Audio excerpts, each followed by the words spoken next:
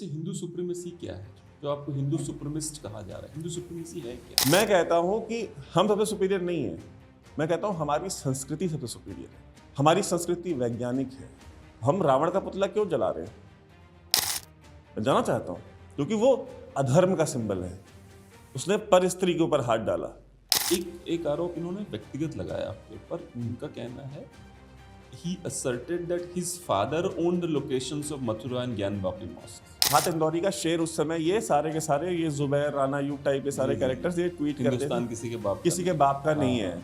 तो मैंने कहा भाई तुम्हारे बाप का नहीं होगा, मेरे बाप का है। हाँ। मैं कहा काशी भी मेरे बाप की है, मथुरा भी मेरे बाप का है। उस एंगल से ले आए ये लोग। तो उस एंगल से ले आए। अच्छा। ठीक है। और अगर उन्होंने लिखा, अगर एडमिट किया है कि भाई अगर मैंने कहा है तो हाँ मैंने कहा है। और मैं तो कहता हूँ कि इस देश का एक एक इंच मेरे बाप का है।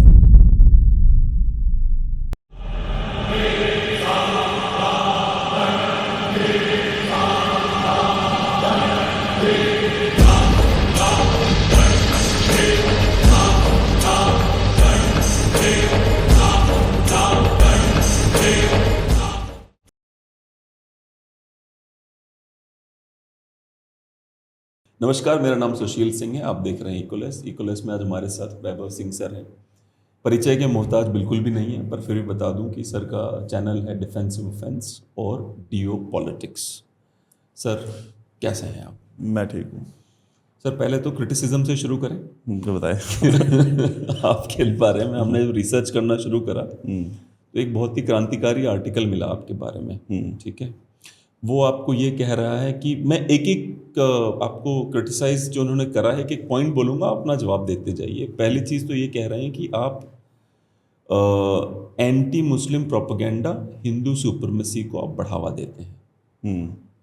तो मैंने एंटी मुस्लिम प्रोपेगेंडा अगर किया है तो प्रोपेगेंडा की बाय डेफिनेशन प्रोपेगेंडा क्या है? वो चीज़ जो कि रियलिटी ना हो और आप उस चीज़ को लोगों को बताएं। जो चीज़ एग्जिस्ट ना करती हो उसको बताएं।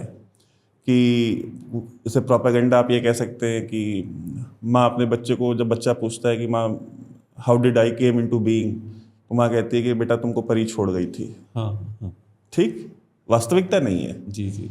आप इसको कह सकते हैं, मैं इसको भी प्रोपेगेंडा मान लूँगा। तो मैंने ऐसी कौन सी बात कही है? क्या इन्होंने आर्टिकल में कहीं कुछ कोट किया है कि मैंने प्रॉफिट मोहम्मद के बारे में कोई ऐसी चीज़ कही हो जो हदीसों में वर्णित ना हो, या मैंने इस्लाम से रिलेटेड कोई ऐसी बात कही हो जो कि जो हिस्टोरियंस हैं उन्होंने लिखी ना हो, जिसका एविडेंस अवेलेबल ना हो? ऐसा तो कुछ नहीं है। अगर होता तो ये ज़रूर डालते। ट्वीट अगर मैंने कुछ ऐसा किया हो तो मुझे वो दिखा दें। देखिए, ये आजकल ना दुनिया में ये एक नई टेक्निक शुरू हुई है। क्या है कि अगर आप अमेरिका में रहते हैं और आप चाइनीज़ हैं, आप कोई भी गलत काम करें, अगर आप ब्लैक हैं, आप कोई भी गलत काम करें और आपको कोई अकाउंटेबल बनाए, आपको कोई फिंगर पॉइंट करे कि आप ये काम गलत कर रहे हो, तो आप उसको रेसिस्ट बोल दो। जी। ठीक है कि तुम रेसिस्ट हो। और जो वाइट गिल्ट है गोरे आदमी की, वो उसको आंख बंद कर लेती है। ब्लैक लाइव्स मैटर के दौरान सैकड़ों शॉप्स, स्टोर्स हज़ारों की तादाद में अमेरिका में लूटे गए, तोड़फोड़ की गई, जलाए गए, करोड़ों हज़ारों करोड़ रुपए का सामान लूट लिया गया। ठीक है। लेकिन सरकार ने कुछ नहीं किया। क्यों? क्योंकि अगर हम करते हैं, या लोग सोशल मीडिया पे गोरे इसलिए उसके खिलाफ नहीं लिख रहे थे कि हमको रेसिस्ट बोल दिया जाएगा। ये सेम टेक्निक इंडिया में जो इख्वानुल मुस्लिमीन, मुस्लिम ब्रदरहुड के जितने भी फुट सोल्जर्स हैं, जो कि उस रेडिकल मानसिकता से जुड़े हुए लोग हैं, उस जिहादी मानसिकता से जुड़े हुए लोग हैं, जिन्होंने सबसे ज़्यादा मुसलमान मरवाए हैं इस दुनिया में। मिडिल ईस्ट में, सीरिया में, लीबिया में, इजिप्ट में, ये जितने भी तहरीर स्क्वायर में बैठे हुए थे, जितने भी इख्वानी थे, उन्होंने सबसे ज़्यादा कौन? या हिंदू मरवाए हैं, यहूदी मरवाए हैं, सबसे ज़्यादा मुसलमान मरवाए उन्होंने। तो ये जितने भी हैं इख्वानी, ये बेसिकली इंडिया में भी जो घूम रहे हैं ना, मैं हमेशा इस बात को कहता हूँ कि ये जो हमको बताया जाता है ना, प्रधानमंत्री जी को भी मैं इस बात पे क्रिटिसाइज़ करता हूँ कि आप ये जो चूरन बेच रहे हैं ना, एक हाथ में कुरान एक हाथ में कंप्यूटर। जी। मैं कहता कि ये कितना सेल्फ डिस्ट्रक्टिव है, आपको भी अंदाज़ा नहीं है इस चीज़ का। पाकिस्तान मूवमेंट मौलवियों ने नहीं चलाई थी। मौलवी तो खिलाफ थे पाकिस्तान के। मौलवियों का तो ये था कि अगर मुसलमानों को 3 हिस्से में बांट दिया गया तो मुसलमान कमज़ोर हो जाएंगे। बिल्कुल। ठीक है। इंक्लूडिंग मौलाना आज़ाद। मौलाना मौदूदी से बड़ा तो कोई मुसलमानों का लीडर नहीं था। भाई मौलाना मौदूदी तो मुस्लिम ब्रदरहुड के जितने प्रेरणा स्रोत हैं उनको इन्फ्लुएंस किया था उसने। हसन अल बन्ना का प्रेरणा स्रोत था वो मौलाना मौदूदी, ठीक है, जिसने मिस्र में जाकर के जो है रिवोल्ट कराने की कोशिश करी, ठीक है।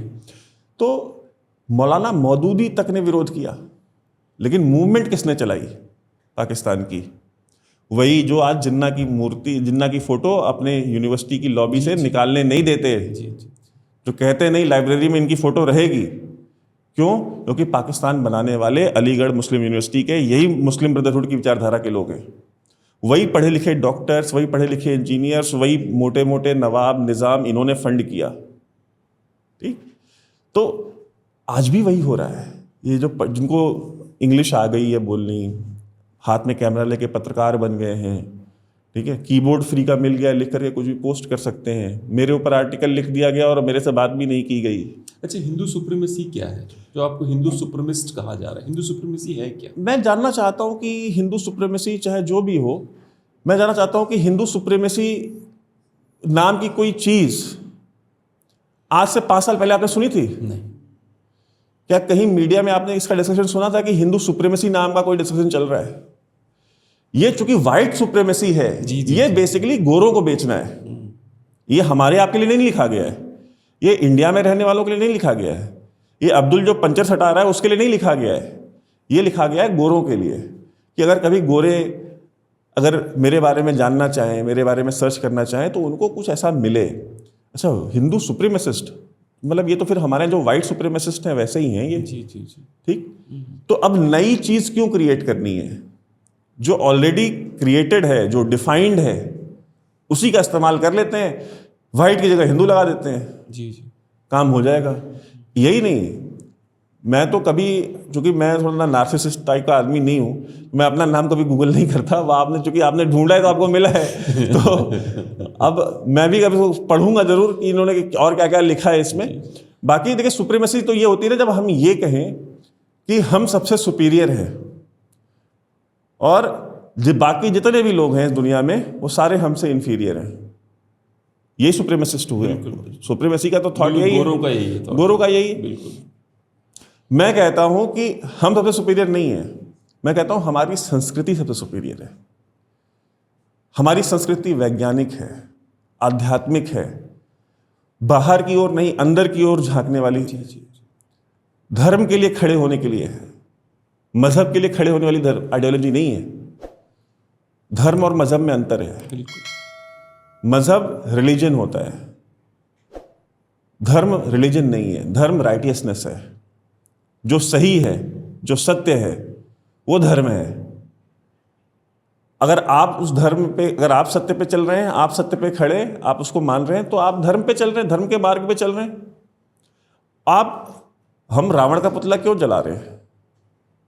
मैं जानना चाहता हूं, क्योंकि वो अधर्म का सिंबल है। उसने पर स्त्री के ऊपर हाथ डाला, वो अधर्म है, तो हम उसका पुतला आज तक जलाते हैं। रावण ने कोई हमारी भैंस खोल ली थी भाई, वो अधर्म के मार्ग पे था। कोई भी व्यक्ति अपने बेटे का नाम विभीषण नहीं रखता, वो धर्म पे वो भी चला।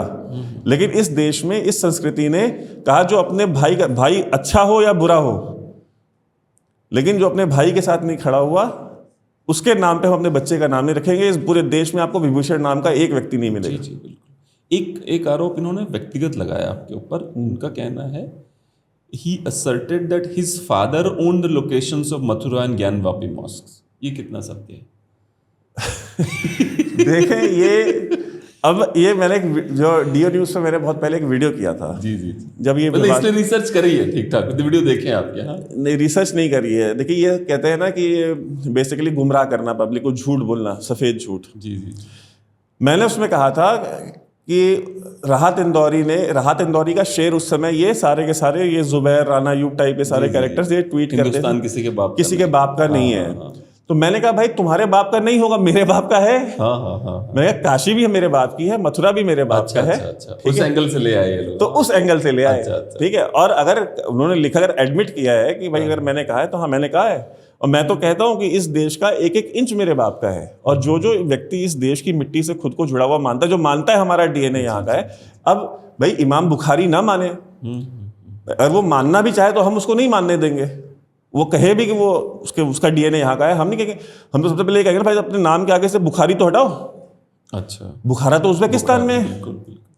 तो तुम तो तुम्हारे बाप दादा तो वहां से आए हैं ना, तो अपने नाम के आगे बुखारी क्यों लगा के बैठे हो? अपने नाम के आगे अंसारी लगाओगे, अपने नाम के आगे हाशमी लगाओगे। ये अंसार और ये हाशमाइट्स इंडियन ट्राइब्स है। मतलब ये किस तरीके का फ्रॉड चल रहा है इस देश में। आप अपने नाम के आगे ये प्रूफ लेके खुद घूम रहे हो कि आपका इस जमीन से कोई लेना देना नहीं है। और जो कह रहा है, मेरी तो मैं कहता हूं, चैलेंज करता हूं, हमारा डीएनए टेस्ट करा ले, पैसा मैं दे दूंगा, खर्चा मैं उठा लूंगा। डीएनए टेस्ट मेरा भी करा लें, ओवैसी का भी करा लें, और इमाम बुखारी का भी करा लें, और आरफा खानम शेरवानी का भी करा लें, राना अयूब का भी करा लें, सबका करा लें, सबका पैसा मैं दूंगा। और जिन्होंने ये आर्टिकल लिखा ये भी अपना डीएनए टेस्ट करा ले। एक आपका ट्वीट है कि मुनव्वर राना ने कहा है, मैं उत्तर प्रदेश, अंग्रेजी में लिखा है आपने, इंग्लिश में कोट ही कर देता हूँ as it is. Munawar Rana said he will leave Uttar Pradesh if Yogi becomes CM once again. Well, based on your own admission, your father was a truck driver who rarely came to your village in Raebareli. Your grandparents and aunts left for Pakistan after partition of India. You spent your entire life in Kolkata, and when you are about to die, you are threatening to leave Uttar Pradesh. पेशा बदल लेने से चोर बाजारी नहीं जाती, महज शहर बदल लेने से मक्कारी नहीं जाती। श्री श्री 1008 वैभव सिंह। नहीं देखिए, ये अब मुनव्वर राणा ने खुद लिखा कि इनके जो पिताजी थे, इनके वालिद जो थे, वो ट्रक ड्राइवर थे, ठीक, और वो साल के 9 महीने बाहर रहते थे जी। और मतलब 2 महीने 3 महीने में 2-3 दिन के लिए सिर्फ घर आते थे ये। और ये ऑन द रिकॉर्ड मौजूद है उनका ये बयान जी। इनके बाप ने जिस लड़की से ये शादी करना चाहते थे, उसके लड़की के बाप के चरणों पे इनके बाप ने अपनी दस्तार रख दी। अच्छा। लड़की का बाप तब नहीं माना। अच्छा जी। हाँ, तब इनको एहसास हुआ कि इनके बाप कितने अजीम व शान आदमी थे। अच्छा। जब बाप की पगड़ी रखवा दी दूसरे के कदमों पे, तब इनको एहसास हुआ कि ये बहुत खुददार आदमी है। तो इन्होंने अपने वालिद से कहा कि नहीं, अब यहाँ नहीं बैठना, अब चलो यहाँ से, ठीक है। फिर इनको ये पूरी ज़िंदगी कलकत्ता में पैदा हुए, वहीं पले बढ़े, वहीं पढ़ाई लिखाई की, वहीं शायरी सीखी, वहीं से शायरी शुरू करी और सब कुछ वहीं किया। अपना वही जो बाप का ट्रक का बिजनेस था उसको आगे बढ़ाया। बेसिकली जो पैसा मुशायरों से कमाते थे उस पैसे से जो ट्रक खरीदते थे। और ये सिंह यादव समाजवादी पार्टी, इस टाइप के जो ये पॉलिटिकल पार्टीज़ हैं, समाजवादी पार्टी के बहुत करीबी हैं, इनको लोग जानते हैं। तो उनसे पेट्रोल पंप और उनसे मरात और उनसे जो है कि गवर्नमेंट से पैसे और उनसे वो अवार्ड्स के नाम पे जो है फाइनेंशियल एड इन्होंने ली है सरकारों से, समाजवादी पार्टी से। और कहते हैं जब मरने की उम्र आई है और जब मरने वाले हैं तो कहते हैं कि अगर योगी जी मुख्यमंत्री बन गए तो हम उत्तर प्रदेश छोड़ देंगे। छोड़ दो भाई, तुम्हारे बाप ने उत्तर प्रदेश छोड़ दिया था, तुम उत्तर प्रदेश में कभी रहे ही नहीं। तुम पैदा हुए पले बड़े कलकत्ता में, जिंदगी तुमने घर मकान अपना वहां बनवाया हुआ है। पार्क स्ट्रीट में रहते हैं भाई दवे। अच्छा। इनका मकान नंबर भी बता सकता हूँ लेकिन नहीं बताऊंगा बिकॉज यूट्यूब की पॉलिसी के खिलाफ हो जाएगा। ठीक है, पार्क स्ट्रीट में रहते हैं कलकत्ता के, सबसे फेमस है। हाँ, तो जाके वो रायबरेली से जो मोहान की रोड है उस पर क्यों नहीं मकान बनवाया अपना, या अपने गांव में ही बनवा लेते। अपने नाम के आगे राणा क्यों लगा के घूम रहे हो, हटा दो राणा। जी, कुछ लोग, कुछ मुस्लिम्स हैं जो अपने नाम के आगे हिंदू लास्ट नेम अभी भी रखते हैं। मुझे व्यक्तिगत रूप से अच्छा नहीं लगता भाई ये बात, पर क्यों रखते हैं इस तरह से? बिकॉज कन्वर्जन के बाद भी अपनी जो कहते हैं ना, जो हमको सुप्रीमेसिस्ट कह रहे हैं ये, अपनी जो कास्ट सुप्रीमेसी है ना वो नहीं छोड़ना चाहते। बेसिकली जितने भी ये राणा अपने नाम के आगे लगा के घूम रहे हैं, ये कौन से हैं? ये सारे के सारे वो है जो राजपूत से कन्वर्ट हुए हैं उधर की बेल्ट में। जी, ठीक है। तो राणा नहीं हटाया इन्होंने, आज तक नहीं हटाया, और अपने आप को मुस्लिम राजपूत कहते हैं। अब आप मुझे बताइए, अब मैं इस बात पे अगर मैं कुरान और हदीस कोट करूं कि इस्लाम में तो कास्ट का कॉन्सेप्ट ही नहीं है, तो फिर आप मुस्लिम राजपूत कैसे हुए? आप ही कहते हो ना कि जातियां नहीं है। जी जी जी। तो मुस्लिम राजपूत क्या चीज है? ये फैसल त्यागी क्या नाम है? त्यागी होते हैं, चौधरी होते हैं, तो ये क्या है? ये चीमा है, पाकिस्तान अभी तक वो नहीं छोड़ रहे हैं, बताओ, वो भी चीमा लगा रखा भाई वहाँ आर्मी चीफ बाजवा भी रिटायर हुआ। अच्छा, वही मैं कह रहा हूँ, ये क्या चक्कर है इन लोगों का। कास्ट सुप्रीमेसी नहीं छोड़ी जा रही ना। अच्छा, ये आधा तीतर आधा बटेर है, न ये पूरे हिंदू हो पा रहे हैं, न पूरे मुसलमान हो पा रहे हैं, न ये हिंदुस्तानी हो पा रहे हैं। अरब इनको मुंह नहीं लगाते, अरब न रोटी देते हैं न बेटी देते हैं। देंगे भी नहीं। देंगे नहीं भाई, वहां पे तो भाई it is punishable by death. जी जी जी। सऊदी अरबिया में, सीरिया में, आप चले जाए फिलिस्तीन में, आप जितने भी अरब देश हैं वहां पे अगर आप अरब लड़की से अगर आप शादी करते हैं, आप नॉन अरब हैं, आप अरबी नहीं हैं, आप अजमी हैं, तो आपकी you are punishable by death, no matter if you are a Muslim और अ हिंदू। आजम खान अपने बेटे की शादी करके दिखाए ना मुझे अरब में कहीं, ओवैसी करके दिखा दे। ओवैसी का बेटा रॉयल्स रॉयस में घूमता है ना, अपने उस बेटे की शादी करा के दिखा दे मुझे, किसी अरब किसी भी रैंडम अरब लड़की से करा के दिखा दे। वो तो आते हैं और हैदराबाद से लड़कियां खरीद के लेके जाते हैं, वेरी ट्रैजिक, और इनके मुंह से आवाज नहीं निकलती। और इस देश का मुस्लिम समाज कितना मूढ़ और कितना मूर्ख है, आप सोचिए कितना मूर्ख समाज है ये, कि उन अरबों के खिलाफ जिस ओवैसी के मुंह से छू नहीं निकलती, जो इनकी बेटियां खरीद के लेके जाते हैं, और 12-12 साल की 65-65 साल के बुढ़े आते हैं, 13-13 साल की 12-12 साल की लड़कियां खरीद करके माँ बाप से लेके जाते हैं शादी के नाम पे, निकाह के नाम पे, और लेके जाते हैं और 1-2 साल यूज करते हैं, उसके बाद बेच देते हैं। और आज तक चालू है। प्रॉब्लम ये है। और गाली इनको अगर गाली देनी होती तो किसको देते हैं? मुझको, जो व्यक्ति इनको इनकी प्रॉब्लम्स बता रहा है, जो इनकी गैरत जगा रहा है कि शर्म कर लो। और तलवे किसके चाटते हैं? ओवैसी के, जो कि उस पूरे के पूरे नेक्सस का सबसे बड़ा बेनिफिशियरी है, जिसका बेटा रॉल्स रॉयस में घूमता है, जिसके मेडिकल कॉलेजेस हैं, जिसके होटल्स हैं, जिसके शोरूम्स हैं, जिसके पास हजारों करोड़ का टर्नओवर है बिजनेस का।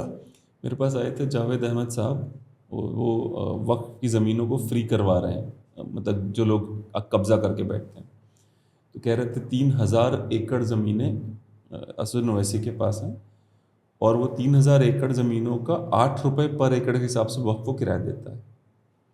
और उसमें से हैदराबाद के पॉश एरियाज़ में एकड़ के एकड़ पड़े हुए हैं जो वक्फ के हैं, 8 रुपये एकड़ आज भी देते हैं। पहले 4 रुपये देते थे, अब 8 रुपये एकड़ देते हैं उसको। तो वक्फ को क्यों ना बचाएं वो? अब मुझे एक बात बताइए, इस देश में आर्म्ड फोर्सेस और रेलवे के बाद तीसरा सबसे बड़ा लैंड ओनर वक्फ है जी। अब आप मुझे सबसे पहले ये बताइए, मैं अभी जैसे आपको बता था, मैं कपालेश्वर मंदिर गया था जी। वहां पे तमिलनाडु में वो मंदिर 1500 साल पुराना मंदिर है, इस्लाम 1400 साल पुराना है, और 1500 साल पुराने मंदिर को वक्फ की प्रॉपर्टी डिक्लेयर कर दिया। यानी जब प्रॉफेट मोहम्मद भी दुनिया में नहीं थे तब का मंदिर बना हुआ है वो, और वो वक्फ कह रहा है कि हमारा है। तो कब्जा माफिया है बेसिकली वक्फ, इस देश का सबसे बड़ा कब्जा माफिया है, और इस पे आज नहीं तो कल किसी न किसी को नकेल डालनी पड़ेगी, और ये नकेल पड़ेगी। मैं आपको बता दूं, ये गुंडागर्दी, ये मनमानी बहुत दिन नहीं चलनी। हिंदुस्तान में कभी गोली चले चाहे ना चले, जमीन की प्रॉपर्टी के विवाद में गोली जरूर चलती है, और 2-2, 3-3 इंच जमीन के ऊपर गोली चलती है इंडिया में। तो ये जो गुंडागर्दी चल रही है ना, ये बहुत दिन नहीं चलनी। जब तक लोग झेल रहे हैं, बर्दाश्त कर रहे हैं, जब तक सरकारी ज़मीनें आप क्लेम कर रहे हो, कोई दिक्कत नहीं है। जिस दिन हमारे से किसी सरफिरे की ज़मीन क्लेम कर दी, तो फिर उस दिन फिर चीज़ें आउट ऑफ हैंड चली जाएंगी। इंसान अपनी ज़मीन कभी नहीं छोड़ता। कम से कम राजपूत तो नहीं छोड़ते। नहीं। हमारे गांव में अभी भी मर्डर हो जाते हैं, जो एक इतनी सी जमीन के लिए मर्डर हो जाते हैं। मतलब कैसे आगे बढ़ा लिया तुमने? मैं कह रहा हूं ना कि अब आप किसी पुलिस वाले से कभी आप इंटरव्यू करेंगे, जो अगर कोई पुलिस वाला अगर कोई कांस्टेबल होगा ना, आप उससे पूछेंगे कि यार आपके यहाँ केसेस कौन से आते हैं, वो आपको एक ही चीज़ बोलेगा कि हमारे यहाँ केसेस, पुलिस थाने में सिर्फ 3 केसेस आते हैं, जर, जोरू, जमीन। इन 3 के अलावा चौथा कोई केस नहीं आता। जितने भी कोई भी मुकदमा होगा इन्हीं 3 चीज़ों से जुड़ा हुआ होगा, घुमा फिरा करके। तो यहाँ पे ये नहीं चलेगा, और इनकी गुंडागर्दी है, मनमानी है, कर रहे हैं, करते रहे। लेकिन जब सरकारें रिलीफ नहीं देती ना, तो जनता फिर खुद रिलीफ लेती है। ट्रू। ठीक है, कोई फर्क नहीं पड़ता कौन प्रधानमंत्री है, कौन राष्ट्रपति है, कौन क्या है, डज नॉट मैटर। मुझे ऐसा लगा सरकार ने जो वक्फ पे जो भी बिल लाया था, मुझे ऐसा लगा वो खाना पूर्ति लगा, मुझे खाना पूर्ति टाइप। यार 10 साल क्यों नहीं ले आए? 10 साल पूर्ण बहुमत की सरकार थी, क्यों नहीं ले आए? ला सकते थे ना। अल्पमत में आए हैं तो अब वक्फ का भी ले आ रहे हैं, फिर फलाना भी ले आ रहे हैं। मैं उनके इंटेंशंस को डाउट नहीं करता सरकार के, लेकिन सरकार ने इतनी बड़ी बेवकूफ़ी करी है, ये लोगों को और इरिटेट करने वाला काम है कि आपको एक्चुअली जो चुनाव लड़ना था 2024 का, वो आपको वक्फ, मैंने ट्वीट भी किया था, जी जी। मैंने कहा अगर ये चुनाव, अगर ये वक्फ के ऊपर लड़ते ना, इसको अबॉलिश करके, तो ये कम से कम 2/3 बहुमत से जीत के आते। मैंने कहा इनका 400 पार हो जाता तब। लेकिन ये चुनाव लड़ने लगे राम मंदिर के ऊपर, इन चीज़ों के ऊपर। भाई राम मंदिर बना, मैं खुद प्राण प्रतिष्ठा कार्यक्रम में था, बहुत अच्छा हुआ, सब कुछ ठीक था। लेकिन मैं कहता हूँ जो सर्वे एजेंसीज होती ना, ये इलेक्शन मैनेजमेंट वाली कंपनियाँ, मैं कहता हूँ यार इन्हीं के भरोसे चुनाव लड़ना बंद कर दीजिए। ठीक है, कार्यकर्ताओं से मिला कीजिए, कार्यकर्ताओं से पूछा कीजिए। अब क्या होता है ना कि अब एक कल्चर ये आ गया है कि वो कंपनी हायर कर ली है ऊपर, वो कंपनियां अपने लड़के भेजती हैं अलग अलग शहरों में, वो लड़के जाते हैं, लड़के यही ग्रेजुएशन किए हुए और इस टाइप के लड़के होते हैं, वो लोगों से मिलते हैं, उनसे बात करते हैं, उनसे ओपिनियन लेते हैं, ले करके अपना रिपोर्ट बना के दे देते हैं, यहाँ इनको टिकट देना चाहिए, यहाँ पे ये मुद्दे हैं, यहाँ पे शहर में ये मुद्दा है। वो एकदम सेंट्रलाइज टीम को पहुँच जाता है। बीच में अब जो सेंटर में लीडरशिप है और जो ज़मीन पे कार्य करता है, उनके बीच में कहीं कोई कम्युनिकेशन, पूरा रूट ही खत्म हो गया। ठीक है, अब ये लीडरशिप सीधा उस कंपनी से के सीईओ से बात कर रही है। वो इसको एक शीट बना के देता है और एक वो हेडक्वार्टर में बीजेपी मुख्यालय में बैठते हैं, वो उसको चश्मा लगा के पढ़ते हैं कि क्या क्या है, कहाँ कहाँ, उसके बेसिस पर निर्णय हो रहे हैं। तो कार्यकर्ता क्या किया? कार्यकर्ता घर बैठ गया। आपको पन्ना प्रमुख नहीं चाहिए ना, 14 में तो आप पन्ना प्रमुख दिखाते थे। बिल्कुल बिल्कुल, हाँ। कि ये पन्ना प्रमुख है, हम तो पन्ना प्रमुख से चुनाव लड़ते हैं। तो पन्ना हरियाणा में रिपीट हुआ है, फिर से पन्ना प्रमुख आया है, वापस आया है। ठीक है, हाँ, पन्ना प्रमुख वापस आया है और संघ वापस आई है। जी जी जी। संघ ने 16,000 लघु सभाएं करी हैं। ठीक है, और लघु सभाएं करके संघ ने और उस जमीनी कार्यकर्ता ने मिलके हारा हुआ चुनाव जिता दिया आपको।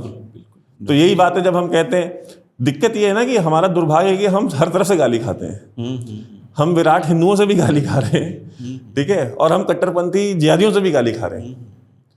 क्यों? क्योंकि हम वो बात कर रहे हैं जो आप, क्योंकि देखिए 2 ही मोड हैं, या तो आप मोदी जी का बूट पॉलिश कीजिए या मोदी जी को गाली दीजिए, बीच वाला स्कोप मत रखिए। हम ये कहते हैं कि मोदी जी इस देश की जरूरत है। जी जी। भारतीय जनता पार्टी की सत्ता इस देश में हमारे पास, हमारी आप मजबूरी कह लीजिए, हमारी जरूरत के लिए जो कह लीजिए, क्योंकि सामने वाली जो पार्टी है वो तो सत्ता में लाने के, सत्ता दूर दूर तक नहीं भटकनी चाहिए उससे जी, वरना जो हालत होगी वो हम आप इमेजिन नहीं कर सकते। और 10 साल के भूखे पहली बार इतिहास में 10 साल सत्ता से बाहर रहे हैं।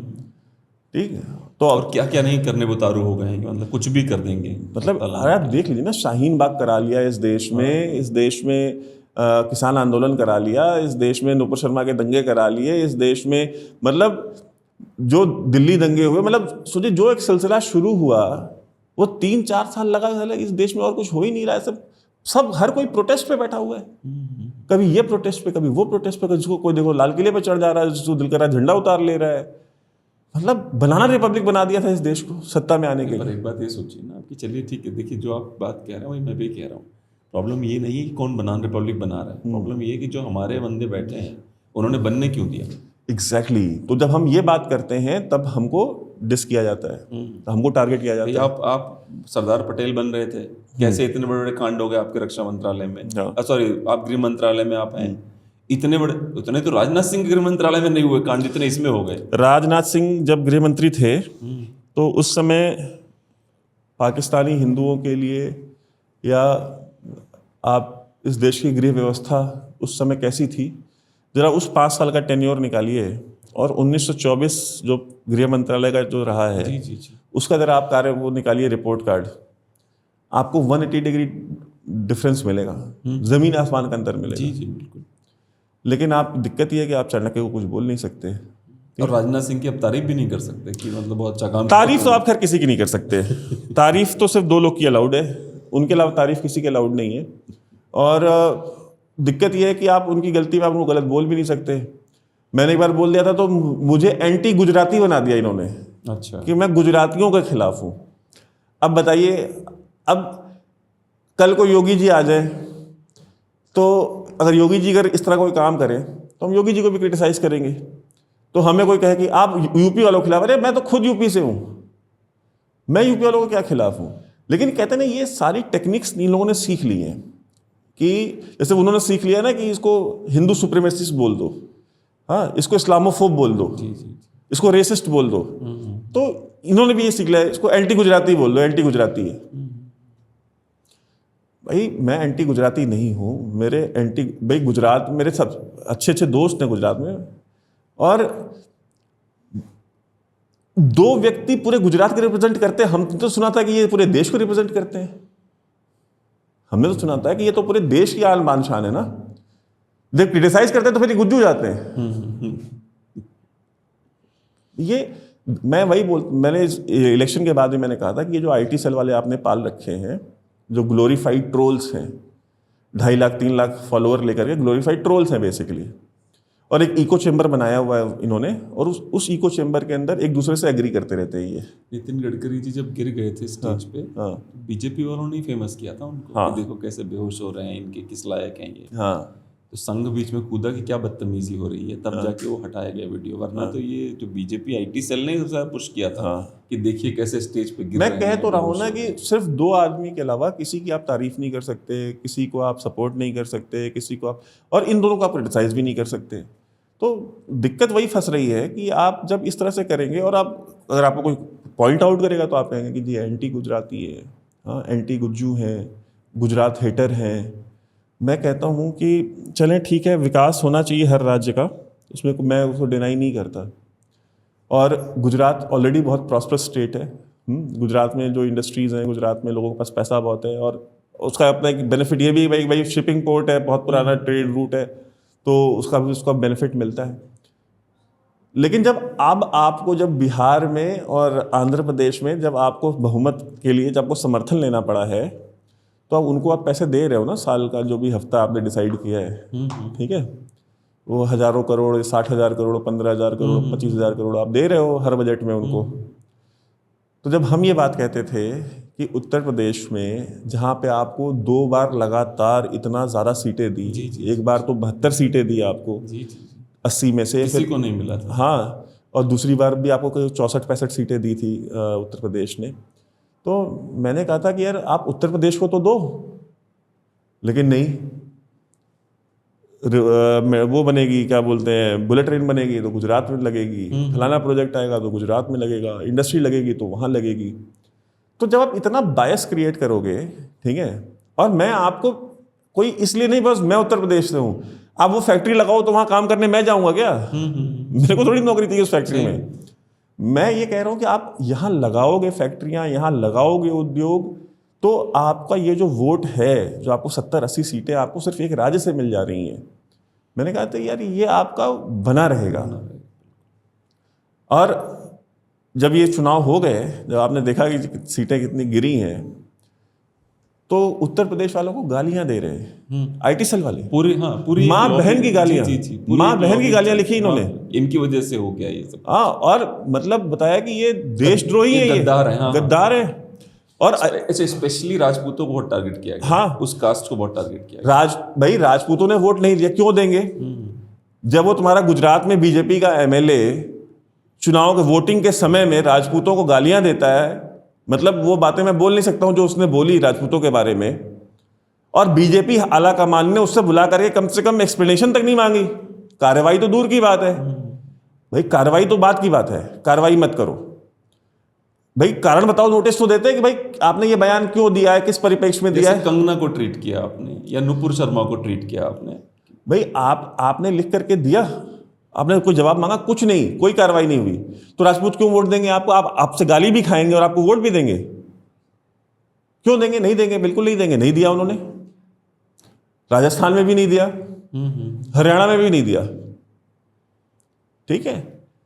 तो जो मैं कहता हूं राजपूत ही नहीं, किसी भी जाति व्यक्ति, किसी भी जातिगत व्यक्ति को, किसी भी जाति विशेष को आपको टारगेट क्यों करना है? दलित हो, ब्राह्मण हो, वैश्य हो, राजपूत हो, कोई भी कास्ट हो, आप उनका नाम लेकर के आप उनका मजाक उड़ाएंगे, आप उनको गालियां देंगे, उसके बाद कहेंगे कि आप वोट दो, और जब वोट नहीं मिलेगा तो आप फिर उसको टारगेट करेंगे। देशद्रोही। हाँ, देशद्रोही हैं। अगर राजपूत देशद्रोही हैं इस देश में, तो फिर मैं तो कहता हूं कि फिर तो राजपूतों का तो इतिहास मिटा ही देना चाहिए ना। प्रताप सिंह से लेकर के बप्पा रावल से लेकर के आपकी इंडियन आर्मी में भी राजपूत रेजिमेंट है, राजपूताना राइफल्स है, 2 रेजिमेंट आपकी आर्मी में है, इनको भी बैन कराइए। सब देशद्रोहियों को क्यों भर रखा है आपने? एक इसी पे सवाल मेरा ये है, जो मैं 1-2 लोगों से और पूछ चुका हूँ, जब से आज़ादी मिली है, आपको नहीं लगता कि जो मार्शल रेसेस थी, जैसे राजपूत थे और जाट हैं और सिख थे, एक पूरा प्रयास करके इनको निपटा दिया गया है, ज़मीनें इनसे ले ली गई, और जो राजा महाराजा थे उनकी ज़मीनें लेके प्रीवी पर्स कैंसिल कर दिए गए। एक सिस्टमैटिक तरीके से इस जाति को साइडलाइन किया गया, ताकि कहीं ना कहीं एक दहशत भी है थोड़ी सी कि कहीं कब्जा ना कर ले सत्ता पे, कहीं ना कहीं एक वो, उसके चक्कर में क्या हुआ, इन सबको आपको लगता है कि जानबूझकर साइडलाइन किया गया है कि इस कास्ट को निपटा दो, ये उसके लायक नहीं, आगे ना बढ़ पाएंगे कहीं से। देखिए, मैं आपकी बात से मैं कंप्लीटली मैं डिसएग्री नहीं कर सकता, क्योंकि आज भी आप देखिए, अब तो राज सत्ता खत्म हो गई ना। आप राजस्थान चले जाइए, आप सिंधिया परिवार देख लीजिए, वो मराठाज है वहाँ पे ग्वालियर में, उनको आप देख लीजिए। अब मैसूर के राजा को देख लीजिए, आप बनारस चले जाइए, काशी नरेश को देख लीजिए। इस तरह के इस देश में जितने भी राज परिवार हैं, आज भी जब कोई शोभा यात्रा निकलती है या किसी भी धार्मिक या सांस्कृतिक कार्यक्रम में जब वो जाते हैं, हजारों लोग हाथ जोड़ के खड़े हो जाते हैं, लाइन लगा लेते हैं, सड़क में भीड़ जाम लग जाता है। कहीं ना कहीं उन परिवारों ने वो सम्मान कमाया है। बिल्कुल ठीक। आपने जनता को बोला कि हम आपको अल्टरनेट सिस्टम दे रहे हैं, इनसे बेटर सिस्टम है, राजा वाजा कुछ नहीं रहेगा, हम आपको उससे बेटर सिस्टम दे रहे हैं। और जो सिस्टम आपने दिया है पिछले 75 साल में, वो सिस्टम क्या है जरा आप देखिए कभी। अभी हमारी प्रोग्राम से पहले मेरी आपसे बात हो रही थी कि 1945-46 में जो ब्रिटिश गवर्नमेंट भारतीयों से इनकम टैक्स लेती थी, वो इनकम टैक्स का क्या स्लैब था, मैं आप चाहूँगा आपके देखने वाले जरा जा करके गूगल करें उस समय कितना टैक्स था, कितने पैसे पे, और आज सरकार कितना टैक्स लेती है। आप तो एंटरप्रेन्योर हैं, आप तो सारे बिजनेसेस कर रहे हैं। आप मुझे बताइए कि बिजनेस करना नाइटमेयर हो गया है कि नहीं हो गया है? बिल्कुल हो गया। मैं अभी मुंबई में था, एक कपड़ा व्यापारी थे, उनसे मेरी बातचीत हो रही थी और काफ़ी अच्छा उनका काम है और वो हमारे वीडियोस वगैरह देखते हैं। तो उन्होंने मुझे बोला कि मेरा कुछ साल का 100-150 करोड़ का मेरा टर्नओवर था। और वो आदमी बिल्कुल कहते हैं यार हम बिल्कुल तबाह हो चुके हैं। कहते हैं कि डेली जीएसटी इंस्पेक्टर के 22-22 साल के 24-24 साल के लड़के इन्होंने जीएसटी में, वो कांस्टेबल है, सब इंस्पेक्टर है, जो भी है, कि उनको इन्होंने हायर किया हुआ है कि वो 4-5 हर हफ्ते 10 दिन में 15 दिन में घूमते हुए आ जाएंगे। हाँ जी, रिकॉर्ड खोलो। कहते हैं कि मैं अपना सीए, उन्होंने सीए को बुलाया, उन्होंने कहा कि वो सीए आया, सीए ने बताया कि भाई साहब हमारा क्या है कि पूरा सिर खा जाते हैं, वो पूरा दिन बैठे रहते हैं कि इसमें ये नहीं है, इसमें वो नहीं है। मैं चार्टेड अकाउंटेंट हूँ, क्या वो 12वीं पास है, मैं उनको बता रहा हूँ कि सर ये सिस्टम इस तरह से नहीं होता, ये इस तरह से होता है, इस तरह से कैलकुलेट नहीं होगा, ये है लॉ है, ये बनाया सरकार ने बजट, ये क्या वो इतना माथा खाते हैं ना कि हम फिर लास्ट में कुछ हमने अब ये कर दिया कि आए हैं 50,000 रुपये दो लेके जाए। कहते हैं हम दिन भर का, मैं कंपनी चला रहा हूँ, मैं दिन भर बैठ कर के साथ माथा पच्ची करूंगा, उससे चाहे 50,000 दो भेजो इनको, मैं अपना दिन भर में कुछ लाख 5 लाख 10 लाख का काम करूं, मैं इनके साथ बैठ करके यहाँ माथा पच्ची करूँ। क्या कि ये गुंडागर्दी, ये वसूली। तो आप मुझे बताइए ना कि गुंडों में या ये जो तुर्क थे या जो मुगल थे, इनमें और आप में क्या अंतर है? वो भी इसी तरह से लूट खसोट करते थे, इस तरह से हफ्ता लेते थे। दाऊद इब्राहिम भी इसी तरह से हफ्ता लेता था, माफिया। आपने बेसिकली स्टेट ने क्या किया है, स्टेट ने सारे माफिया हटा के स्टेट खुद माफिया बन गया। स्टेट ने कहा माफिया सिर्फ हम रहेंगे, पैसा सिर्फ हम लेंगे, वसूली सिर्फ हम करेंगे, सुपारी सिर्फ हम उठाएंगे। तो बेसिकली कहते हैं ना कि monopoly on violence and monopoly on all sort of activities including illegal government ने अपने पास रख ली। तो कहीं ना कहीं आज भी लोग उस चीज को याद करते हैं ना कि भाई जो राज परिवार था यार, कम से कम ये सिस्टम नहीं था, इससे तो सुखी थे हम। जी जी, जैसे अभी जमीनें हमसे ले ली गई और कहा गया कि तुम्हारे पास 2 एकड़ ही हो सकता है, और बाकी लोगों ने अपने पास हजारों एकड़ ले लिए। नेवी की शिप्स में छुट्टियां मनाए लोगों ने। हाँ हम राजा खत्म हो गए, हम राजा नहीं है। हाँ अब ये नए राजा आए हैं जो डेमोक्रेटिक राजा हैं। हाँ। और ये वो डेमोक्रेटिक राजा अभी भी राजक राजा की तरह बिहेव करते हैं, जीते हैं, वैसी जिंदगी जी रहे हैं। बिल्कुल। देखिए, जब कहते हैं ना कि जब बहुत ज़्यादा अत्याचार बढ़ जाता है ना, तो चीज़ें अपने आप परिवर्तित हो जाती हैं। ठीक, हर साल कितने बिलियनियर भारत छोड़ के जा रहे हैं? बिल्कुल। अभी रिसेंटली मैं भी यूरोप गया था देखने के लिए क्या हो सकता है ना। हाँ, I also went to Switzerland and this countries to see. हर साल कुछ 800 या 900 बिलियनियर्स इंडिया छोड़ के जा रहे हैं। जी जी। ठीक है, 4000 मिलियनेयर गए, 11,000 शायद जाएंगे इस साल। जो एस्टिमेटेड है भारत छोड़ देंगे। भारत छोड़ देंगे 11,000। क्यों छोड़ के जा रहे हैं? ये तो वेल्थ क्रिएटर्स है ना, क्यों छोड़ के जा रहे हैं? पैसा यहाँ कमा रहे हैं। यार आप मुझे बताओ, वो एक आदमी काम कर रहा है, मेहनत कर रहा है, लगा हुआ है, मतलब कई सौ करोड़ रुपए कमा रहा है, मेहनत कर रहा है, वो कमा रहा है ना, फ्री में थोड़ी मिल रहा है उसको। उसने अपने खून पसीना एक किया तो कमा रहा है। आपने तो परसेप्शन ये बना दिया कि जो पैसे वाला है वो बाय डिफॉल्ट चोर है। चोर है, बिल्कुल। पहला तो आपने ये कर दिया कि जो पैसे वाला है वो चोर है। सरकार की नज़र में पैसे वाला चोर है, पहली चीज़। आप इतने रुपए का ट्रांजैक्शन कर रहे हैं, ब्रांच मैनेजर्स को बताया हुआ है अगर इससे 10 लाख रुपए से ज़्यादा का ट्रांजैक्शन हुआ या 1 करोड़ से ज़्यादा का ट्रांजैक्शन हुआ तो आप तुरंत हमको नोटिफाई करेंगे। अब हमें तुरंत ब्रांच मैनेजर को ड्यूटी दी हुई है। अरे हमारे एरिया में ऐसा कौन आ गया, 1 करोड़ रुपए आ गया इसके पास, हाँ, वसूली करने पहुंच जाएंगे वहाँ।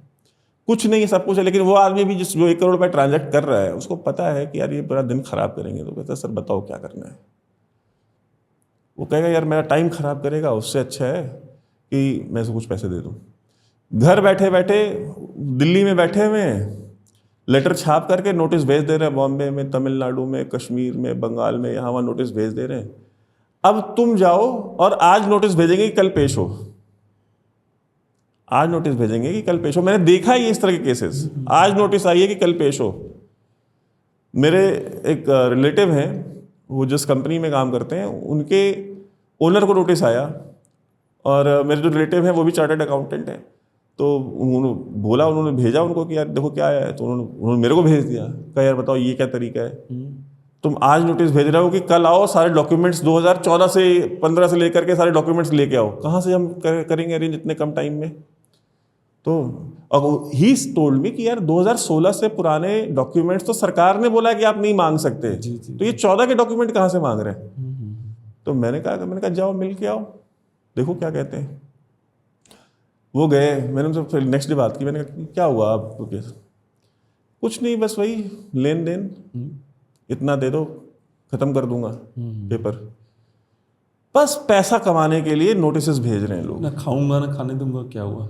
तो मैं ये जानना चाहता हूं कि ये जो पैसा ये ऑफिसर्स कमा रहे हैं, ये ईडी वाले, ये जीएसटी वाले, ये अलग अलग जो सारे ऑफिसर्स पैसा कमा रहे हैं, ये सारा का पैसा इन तक ही रह रहा, ऊपर नहीं जा रहा पार्टी फंड में। भाई कहाँ जा रहा है ये सारा पैसा? सिर्फ वो रख ले रहे हैं और किसी को नहीं दे रहे। वो कहीं ना कहीं तो ऊपर तक जा रहा है ना पैसा। तो अब ठीक है, बाकी हम तो कहते हैं ना कि हम ऐसे इंडिया में जो हिंदू समाज है ना, वो ऐसा फंसा हुआ है ना कि एक तरफ कुआं एक तरफ खाई। तुम्हारी चॉइस है, कुएं में कूदोगे या खाई में कूदोगे। जी जी जी। तो हम कुएं में कूद रहे हैं क्योंकि हमको लग रहा है शायद कुएं से फिर भी बच जाएं। हाँ हाँ, खाई से तो नहीं बचते। एक सवाल और भी है कि जो क्रिटिसाइजिंग आपके ऊपर आर्टिकल लिखा गया है, उसमें लिखा गया है कि आप यति नरसिंहानंद जी के बहुत ही तगड़े समर्थक हैं, और अभी इधर बीच उन्होंने एक बयान देके वो जो है वो इस समय अरेस्टेड है। देखिए मैं सारे हिंदू जितने भी साधु संत हैं, मैं सबका समर्थक हूँ। यति नरसिंहानंद जी कोई एक्सेप्शन नहीं है उसमें। और मैं इस देश के संत समाज का बहुत सम्मान करता हूँ, जो धर्म के लिए काम करते हैं, जो धर्म के लिए लगे हुए हैं। मैं विरोध करता हूँ उन लोगों का जो हजारों करोड़ की संपत्ति लेके बैठे हुए हैं और कथाई कर रहे हैं, घूम घूम के करोड़ों की गाड़ियों में घूम रहे हैं, लेकिन बांग्लादेशी हिंदुओं के लिए कभी 10 रुपये, 5 रुपये, 50 लाख रुपए, 1 करोड़ रुपए, कभी उन्होंने ये नहीं कहा कि यार मेरे पास तो हज़ारों करोड़ रुपए है, ये लो 5 करोड़ रुपए बांग्लादेशी हिंदुओं के ऊपर, उनको रेस्क्यू करने के लिए लगाओ, पाकिस्तानी हिंदुओं को रेस्क्यू करने पर लगाओ, ये लो 5 करोड़ घर वापसी करवाओ, ये लो 5 करोड़ जहाँ पे कन्वर्जन हो रहा है वहाँ पे कन्वर्जन रोकने के लिए जिनको पैसा देके कन्वर्ट किया जा रहा है उनकी आर्थिक सहायता करके उनको हिंदू फोल्ड में लाओ, ये लो 10 करोड़ रुपए आदिवासी क्षेत्रों में जाओ, आदिवासी क्षेत्रों में जा करके वहाँ पे कार्य करो। ये बाबा लोग तो कभी ये कथावाचक नहीं कर रहे, दूसरों को माया के मार्ग से हटा करके खुद करोड़ों की गाड़ियों में घूमते हैं और स्लो मोशन में जो है रीलें बना के डालते हैं। भाई मैं इनके विरोध में हूँ और हमेशा रहूँगा कभी। और इनके यहाँ दिक्कत ये कि चूंकि जनता इस देश की एक बहुत बड़ी है जो इनके यहाँ जा करके दरबार लगाती है, तो नेता भी आकर के यहाँ इनके यहाँ शरणागत हो जाते हैं। जी जी। इनके कोई ऑडिट नहीं होती, इनकी कोई जांच नहीं होती है, चाहे जितना पैसा कमा ले, चाहे जो कर ले, तो नेता नगरी भी जो है वो इनके यहाँ पहुँची रहती है, क्योंकि मास में वोट है अवेलेबल। जी जी। और नेता का धर्म तो वोट है ना, बेसिकली नेता का कोई धर्म नहीं है, हिंदू मुसलमान सिख ईसाई, ठीक है, उसका धर्म वोट है, उसका धर्म सत्ता है, उसका धर्म राम रहीम भी छोड़ दिए जाते हैं इलेक्शन से जस्ट पहले। हाँ, राम रहीम को छोड़ दिया जाता है बेल पे, ठीक है। पहली बात तो तुमको उसको जेल में डालना नहीं चाहिए था, पहली बात। उसने बहुत ज़्यादा कन्वर्जन कंट्रोल किया हुआ था, जो दलित और आदिवासी जो पंजाब और हरियाणा के थे, उसको जेल में डालते ही सारे मिशनरियों की लॉटरी निकल गई, पूरे के पूरे उन्होंने कन्वर्ट कर करके पूरा। पंजाब तो बिल्कुल निपटा दिया। अरे पंजाब का तो मैंने ही बताया था अपने एक प्रोग्राम में अभी पिछले, कि मैंने डॉक्यूमेंट्री में जो क्लिप्स पड़ी हुई हैं अभी तक, मैंने पूरा पंजाब कवर किया हुआ है, गांव गांव में गया हुआ हूँ। किस तरीके से कन्वर्ट करते हैं आप सोच नहीं सकते हैं। राम रहीम था तो कम से कम उसने ये चीज़ नहीं होने दी थी। चलिए आपने डाल दिया, अब डाल दिया तो कम से कम उसको फिर सजा ही दिलवा देते, लेकिन जैसे चुनाव आएगा पेरोल पे बाहर, फिर चुनाव आएगा फिर पेरोल पे बाहर, फिर चुनाव यूज कर रहे हैं जैसे स्पाई एजेंसी एसेट नहीं यूज करती। हाँ, मतलब अब बात वही है कि अब आप देख लो ना कि आपकी फिर कथनी और करनी में कितना अंतर है। और देखिए राजनीति में मैं हमेशा कहता हूँ, राजनीति के सीने में दिल नहीं होता, और राजनीतिज्ञों से बहुत ज़्यादा प्रिंसिपल्स की उम्मीद करनी भी नहीं चाहिए। मोरालिटी, प्रिंसिपल्स एंड पॉलिटिशियंस, ये सारे मतलब बहुत कॉन्ट्राडिक्टरी आपस में ये शब्द हैं, कॉन्ट्राडिक्टरी ये सारी चीज़ें हैं। तो मैं पर्सनली इस चीज़ को नहीं कहता हूँ, करिए आप राजनीति करिए, खुल के करिए, लेकिन कम से कम कुछ चीज़ों को तो छोड़ दीजिए, कुछ चीज़ों को छोड़ दीजिए, आम इंसान को रिलीफ दीजिए। ये टैक्सेशन, बहुत टैक्स है इस देश में, आम इंसान दब गया है टैक्सों में। जब वेल्थ जनरेटर्स, वेल्थ क्रिएटर्स जब सारे के सारे जब बाहर चले जाएंगे तो नौकरियां कौन देगा? सिर्फ अडानी अंबानी कितनी नौकरियां दे देंगे इस देश में? सिर्फ 2 बिजनेसमैन या 4 बिजनेसमैन या 10 बिजनेस मिलकर पूरे 140 करोड़ के देश की आबादी को जो है वो नौकरी दे सकते हैं? सरकारी नौकरियां तो आप दे नहीं रहे हो, वहां तो आप अग्निवीर ले आए। बिल्कुल ठीक। तो कई लोगों को नौकरियां मिली हुई हैं, उनके पास ऑफर लेटर, ज्वाइनिंग नहीं हो रही, घर बैठे हैं वो लोग, ज्वाइनिंग नहीं हो रही। और मैं कह रहा हूँ कि यार आप सरकारी नौकरियां आप दोगे नहीं, प्राइवेट जो एंटरप्रेन्योर्स हैं, जो अच्छा काम कर रहे हैं, जो सक्सेसफुल स्टार्टअप चला रहे हैं, जो यूनिकॉर्न्स हैं, वो सारे छोड़ के यहाँ से बाहर भाग रहे हैं। यार आप मतलब देख लो आप किस डायरेक्शन में जा रहे हो। और एक फाइनेंस मिनिस्टर है इस देश की, उसको मतलब पता नहीं कौन से एरोगेंस में रहती है, वो सीधे मुंह बात ही नहीं करती किसी से, मतलब वो सीधे मुंह किसी से बात ही नहीं करती।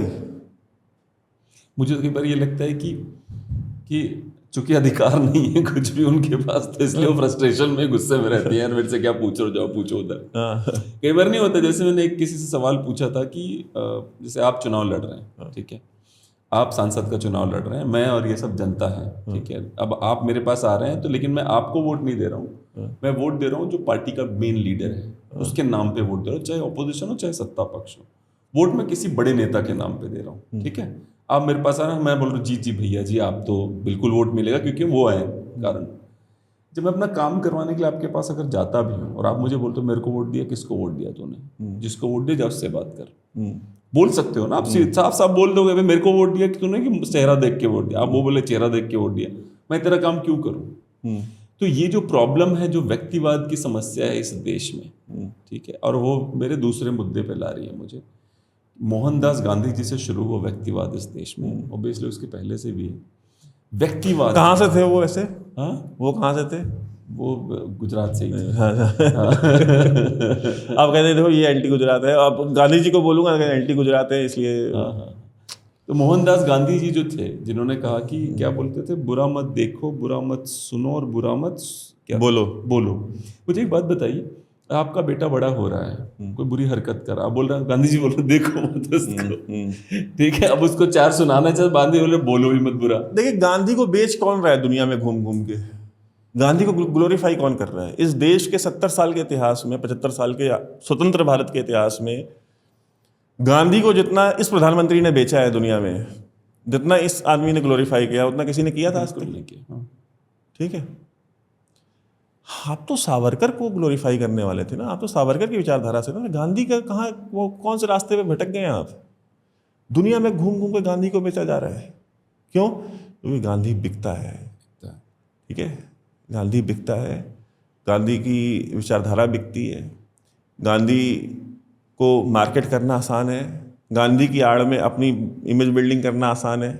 ठीक, और अपना तो बेसिकली इमेज मेकओवर करना था ना, बिकॉज एक स्टिग्मा था, एक दाग था गोधरा का। बिल्कुल भाई वो तो हम तो उसको यश तिलक मानते थे आपका, भाई आपका तो, इसीलिए आपको वोट मिला था। भाई आपका तो पूरा यश ही वही था कि भाई आपने ये किया है। आप उसको धब्बा मानते थे, आप उसको धोना चाहते हैं, उसके लिए आपको गांधी चाहिए था।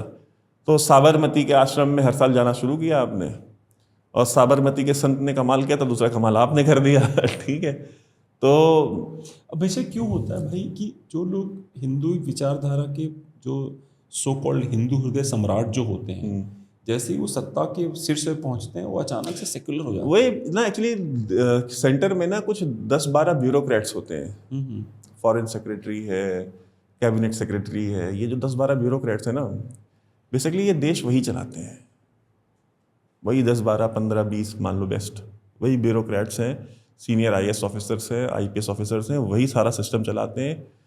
वो नचाते हैं और ये नेता नाचते हैं। आपको रियलिटी बताऊं, इनका डर क्या है, क्यों नाचते हैं ये? क्योंकि खुद कुछ आता नहीं है ना भाई। आप मुझे एक बात बताइए, मैं नेता हूं, मैंने बोल दिया यार मुझे ना एक ऐसी स्कीम चाहिए, उसमें ये होना चाहिए, मुझे ये करना है। वो पॉलिसी बनाएगा कौन? वो जो 150 पन्ने का जो ड्राफ्ट बनेगा वो कौन तैयार करेगा? वही बाबू तैयार करेगा जो ब्यूरोक्रेट है। अब वो 150 पन्ना बैठ के मंत्री जी पढ़ेंगे? आप मुझे बताइए, नहीं पढ़ेंगे, बिजी हैं फीते काटने बहुत। हाँ, तो वो कहेगा कि सर इसमें ये कैसे, हाँ बताओ सर, बुलेट पॉइंट्स बताओ इसमें क्या क्या है, सर ये कर दिया, ये कर दिया, ये कर दिया, ये डाल दिया, ये डाल दिया, ये डाल दिया, ठीक है, पेश करो। अगर वो ऑर्डिनेंस होगा तो ऑफिस में पास हो जाएगा, बिल होगा तो लोकसभा राज्यसभा से पास हो जाएगा जाके। ठीक, तो ये सारे के सारे जो खुराफात है ना, ये सारे के सारे ये करते हैं ब्यूरोक्रेट्स। ये बेसिकली सत्ता को अपनी ग्रिप में रखना चाहते हैं कि चीज़ें इनके हाथ से बाहर नहीं जानी चाहिए। इनके हाथ से बाहर अगर चली गई तो फिर दिक्कत हो जाएगी। तो आप देखिए ना, इंडिया में जो इन्वेस्टमेंट, आप देखिए जब चाइना से कंपनियां निकल रही थी, ठीक है, आप मुझसे बेहतर ये चीज़ बताएंगे, वो निकल के सारी वियतनाम चली गई, वो बांग्लादेश चली गई, वो पता नहीं कहाँ चली गई, इंडिया नहीं आई। बांग्लादेश से अभी निकली कंपनियां म्यांमार गई हैं, म्यांमार गई, इंडिया नहीं आई। अभी बांग्लादेश से ज़ारा वगैरह बाहर हुए हैं। हाँ, तो इंडिया नहीं मूव किया, नोएडा नहीं है, जबकि नोएडा में उन्होंने 5-7 साल पहले नोएडा में काम करते थे। नोएडा नहीं है वो लोग, जबकि मार्केट सबसे बड़ी उनकी साउथ एशिया में इंडिया ही है। जी जी बिल्कुल है। ठीक, यहाँ नहीं आ रहे, क्यों नहीं आ रहे? वो क्या करेंगे? यहाँ टैक्स देने आएंगे कि मालिक हम जितना कमाते हैं उसका 90% आप रख लीजिए और 10% में हम संतोष करेंगे। आपको याद है और अगर आप बोलेंगे, हाँ, अगर आपने ये बात बोल दिया कि यार हमारी आमदनी का 76% सरकार टैक्स लेती है, टोटल डायरेक्ट इंडायरेक्ट मिला के 76-78% सरकार टैक्स लेती है, आपको जवाब पता क्या मिलता है? इंदिरा गांधी के टाइम पे तो 96% था। ये जवाब है, मतलब बिना, यानी आप खुद ये मान चुके हो कि नेहरू और गांधी के, इंदिरा गांधी के अलावा आपके पास कोई आर्गुमेंट बचा नहीं है। आपका बेस्ट डिफेंस उनका निकम्मापन है। नहीं तो हमने उनको निकाल दिया ना सत्ता से, इसीलिए तो निकाले गए हैं वो लोग। तो 76% टैक्स, 78% टैक्स दे करके कोई क्यों रहेगा इस देश में? मतलब मैं वो नहीं कह रहा हूँ बात, जिसकी मजबूरी है वही तो रह रहा है ना। अपने दिल से कौन देना चाहता है इतना टैक्स? भाई आप तो पैसे वाले लोग हैं, जितने भी मंत्री हैं। कोई मंत्री है जो गरीब है? भारत सरकार का कोई मंत्री है जो गरीब है? मल्टी बिलियनियर्स हैं कुछ लोग, हजारों करोड़ के मालिक हैं जितने भी मंत्री हैं, ये सारे के सारे। ठीक, आपके पास तो बड़े बड़े चार्टर्ड अकाउंटेंट्स हैं, लॉ फर्म्स हैं, फलाना फर्म है, ढिकाना फर्म है, और सत्ता आप ही बनाते हैं, आप ही चलाते हैं, कानून आप बनाते हो। आप बोल देते हो कि मंडे को मंडे नहीं, ट्यूसडे कहा जाएगा तो ट्यूसडे ही कहा जाएगा। ये सत्ता, ये अधिकार आपको दिया गया है, तो आपको तो फर्क नहीं पड़ता। आपका बेटा तो बीसीसीआई का जनरल सेक्रेटरी है। बिल्कुल, अब तो आईसीसी का भी हो गया। ठीक भाई, आपको दिक्कत नहीं होती। वो पैसे वाली पोजीशन पे आपका बच्चा भी बैठा है, पैसे वाली पोजीशन पे आप भी बैठे हो, लाभ उठा रहे हो, मजे मार रहे हो, जीवन के आनंद ले रहे हो, घूम रहे हो, फिर रहे हो, जेड प्लस सिक्योरिटी लेके। जो आम हिंदू है उसका आपसे क्या लेना देना है? आपका क्या सरोकार है? चुनाव आता है तो आपको बाबर भी याद आता है, आपको गौरी भी याद आता है, आपको गजनी भी याद आता है, और जब शाहीन बाग होता है तो प्यार की पींगे बढ़ाते हो। कोरोना ना आया होता तो शाहीन बाग आज तक लगा होता। शाहीन बाग में तो सबसे बुरी बात हुई भाई, वो ये हुई कि अगर वैसे मैं राजपूतों एक गैंग तैयार करूं, रास्ता रोक दूं मैं, तो सुप्रीम कोर्ट डंडा भेजेगा, मारो उठाओ इनको सालों को। शाहीन बाग में सुप्रीम कोर्ट ने लोग भेजे, आर्बिट्रेटर, जाके उनसे बात करो। कौन सा कानून है इस देश का जहां पे लॉ एंड ऑर्डर के मुद्दों पे नियम कानून देखने की बजाय लोग बातचीत करने के लिए, मतलब मैं आज तक समझ में, ये कौन से कानून का, कोई बता दे मुझे कि कानून में ये वाला नंबर है जिसमें हम आर्बिट्रेटर भेज देते हैं। देखिए, मुझे आप बताइए ना, सरकार ने क्या किया? कोर्ट को तो छोड़ दें, जिस दिन आए थे उस दिन ये शाहीन बाग यूपी में क्यों नहीं लग पाया? यूपी में सबसे ज्यादा मुसलमान रहते हैं बाय द वे, वहां पे ये क्यों नहीं लग पाया? एक भी शाहीन बाग नहीं लगा। लखनऊ में गए बैठने के लिए, बाबा ने वहां पे पूरे पार्क में पानी भरवा दिया टैंकर से, बैठो कहाँ बैठोगे। यूपी में कहीं लगा शाहीन बाग, तो इसलिए बाबा को दोबारा वोट मिला। जी बिल्कुल, ठीक है, बाबा ने कहा कि नो नॉनसेंस, ठीक है, ये बर्दाश्त नहीं करूंगा मैं। किसान आंदोलन यूपी नहीं पहुंच पाया, की कोशिश की गई थी। ठीक है, किसान आंदोलन यूपी नहीं पहुंच पाया था। और वहां पे आप एक्सेप्ट कर लो कि you have failed as a home minister, you don't deserve to be there. और हम अगर बता रहे हैं तो आपको एक्सेप्ट करना पड़ेगा। आज हम हमारे कहने से नहीं करोगे तो ऐसे ही हारोगे लोकसभा में फिर। और मैंने तो कहा ना कि मैंने तो बोला भी था, मैंने कहा कि जो प्रधानमंत्री बनने के सपने देखे जा रहे हैं, सपने कभी पूरे नहीं होंगे। हाँ हाँ, नहीं, उनका वो है कि 2 साल जो बचे हैं, क्या पता उसमें हो जाए। उसमें हो जाए, बाकी वैसे तो नहीं बनते, वो 2 साल में भी नहीं बनेंगे। चलिए एक अंतिम पे आते हैं, पाकिस्तान जी, क्योंकि आपका फेवरेट टॉपिक है, आप बहुत सारे पाकिस्तानी चैनल पाकिस्तान किसका फेवरेट टॉपिक होता है यार? ठीक है, मेरा काम है, वो बात अलग है। तो बताइए, तो पाकिस्तान से शुरू करिए और ईरान और इजराइल युद्ध पे भी एक बार जरा डिटेल बताइए जनता के लिए कि चल क्या रहा है, मामला क्या है।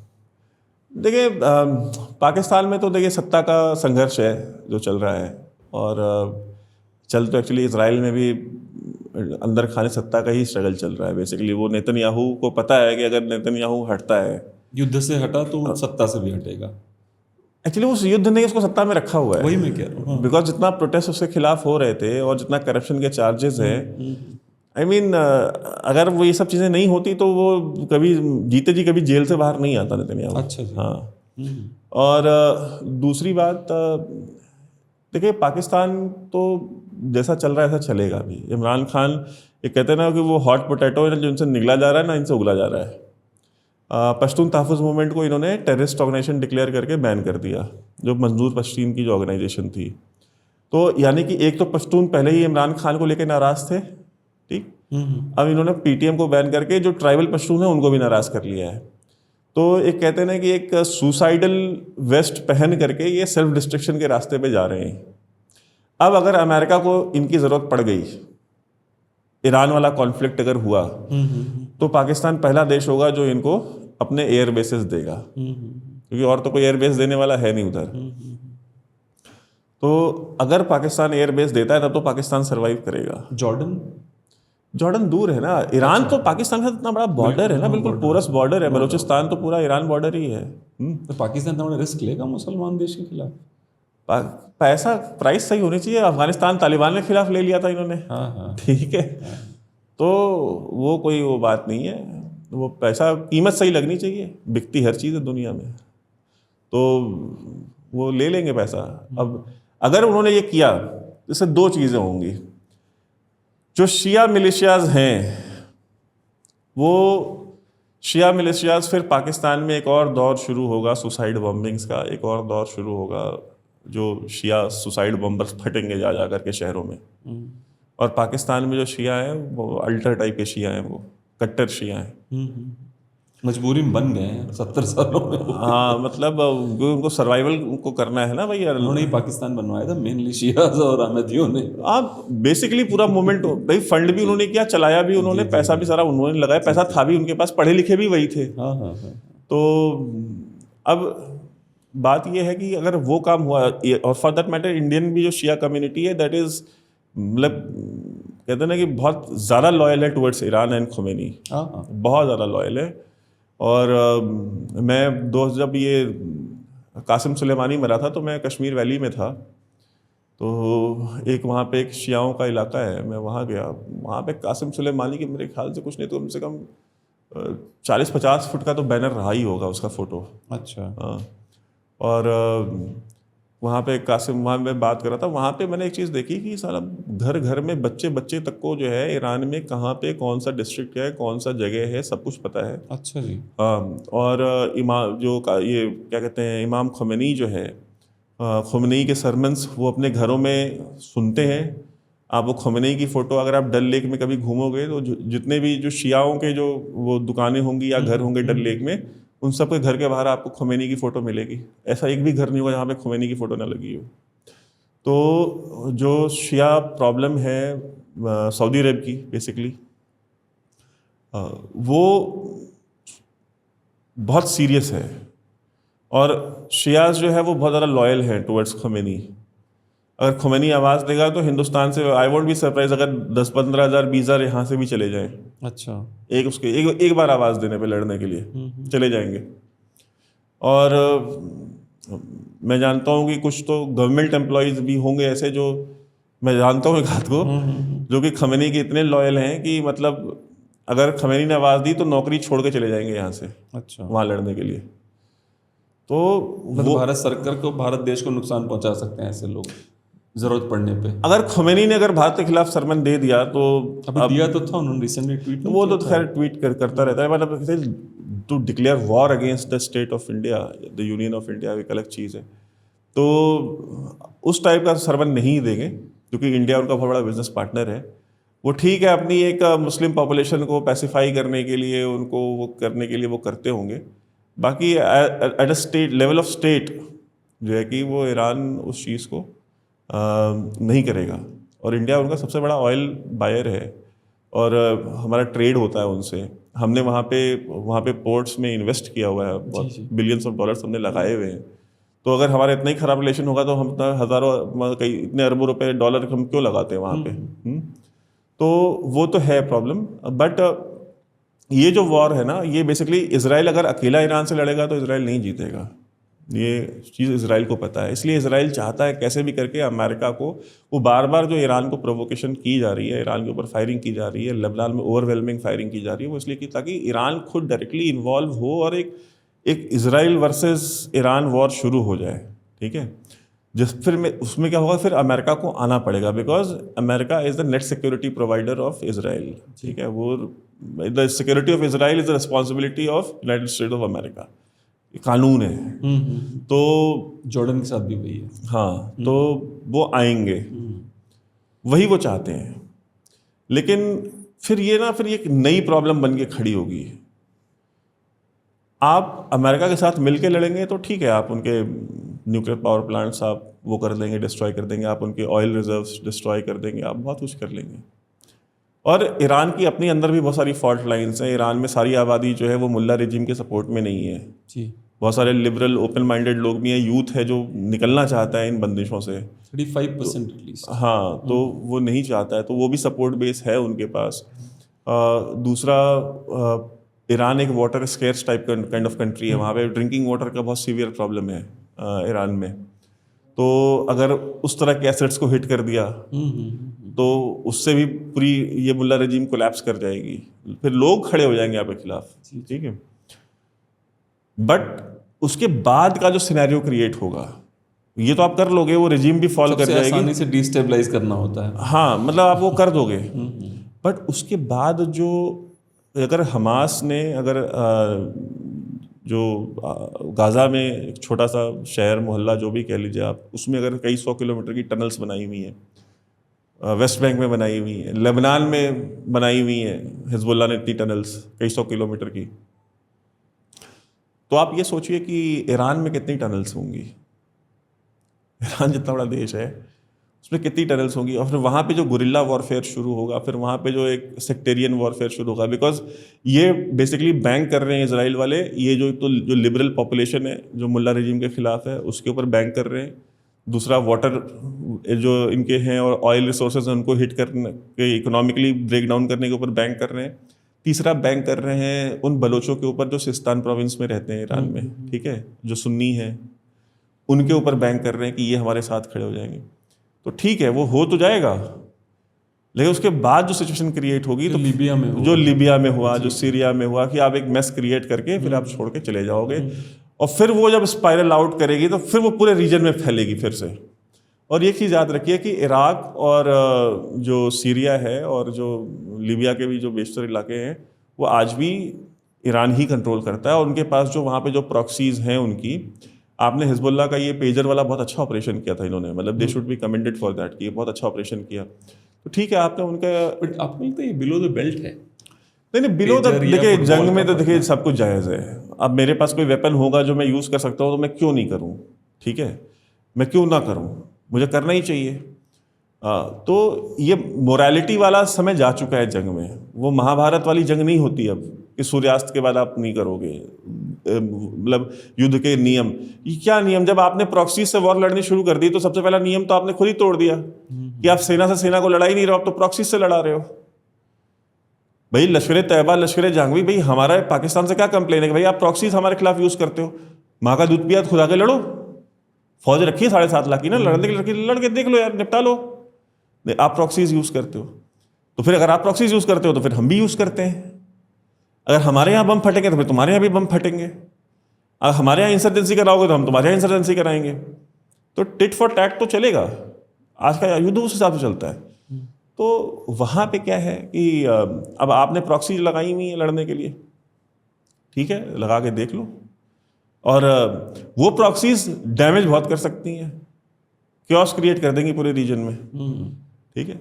और जो ईरानियन जो प्रॉक्सीज हैं वो ठीक है, वो डैमेज हैं, बट वो they are damage but they are not down, ठीक है। हिजबुल्लाह ख़त्म नहीं हो गई है, हिजबुल्लाह क्या, ठीक है, उनके जो कमांडर्स थे, कम्युनिकेशन वाले थे, उनको हार्म हुआ है, वो नहीं खड़े हो जाएंगे, वो नहीं खड़े हो जाएंगे, क्या फ़र्क पड़ता है। एक इसी बात से एक सवाल और उभरता है कि इस तरह से विदेशों में कुछ होता है, किसी देश में शिया का कुछ हो गया तो यहाँ के शियाज हिंदुस्तान में दंगे कर जाते हैं, सुन्नियों का कुछ होता है, आपको वो याद होगा आज़ाद मैदान मुंबई का, जो जिसमें अमर जवान ज्योति को लात से तोड़ दिया गया था। तो मैं ये कह रहा हूँ कि जब क्या ऐसे कितने लोग होंगे आपके हिसाब से इस देश में जो इस देश को अपना मानते ही नहीं है, जो अपना रिलेशनशिप कहीं और से बना के बैठे हुए हैं, और फिर आप ये अकॉर्डिंग टू दैट, जैसे नेपाल में कुछ होता है, आपके यहाँ दंगा होते हुए देखा आपने आज तक कब? या अरे बांग्लादेश में इतने मार दिए, क्या हो गया यहाँ पे? कुछ नहीं हुआ। तो मैं वही जानना चाहता हूँ कि ये लोग, इनका क्या किया जाए जो किसी और देश से कनेक्टेड हैं और उसी के लिए काम करना चाहते हैं, उसी के लिए दंगे कर देते हैं सड़क पे। देखिए बात ये है ना कि आपको जब तक, देखिए ये काम स्टेट कर सकती है, स्टेट कर सकती है। स्टेट जैसे यूपी में आप देख लीजिए ना, मैं तो बार बार यूपी का एग्जांपल देता हूँ कि योगी जी के समय में इनमें से कोई भी नॉनसेंस क्यों नहीं हुआ? क्यों? क्योंकि उन्होंने इसकी एक प्राइस रखी। उन्होंने कहा कि अगर एक बस जलेगा तो तुम्हारा घर बेच के पैसा रिकवर करूंगा। किया भी। दंगे करोगे, चौराहे पे फोटो लगा करके बेइज्जत करूंगा पूरे समाज के सामने। किया भी। इलाहाबाद हाई कोर्ट ने ऑर्डर दिया कि हटाओ, उसके बाद नहीं हटाया कि नहीं हटाएंगे, क्या कर लोगे? नहीं हटाया उन्होंने।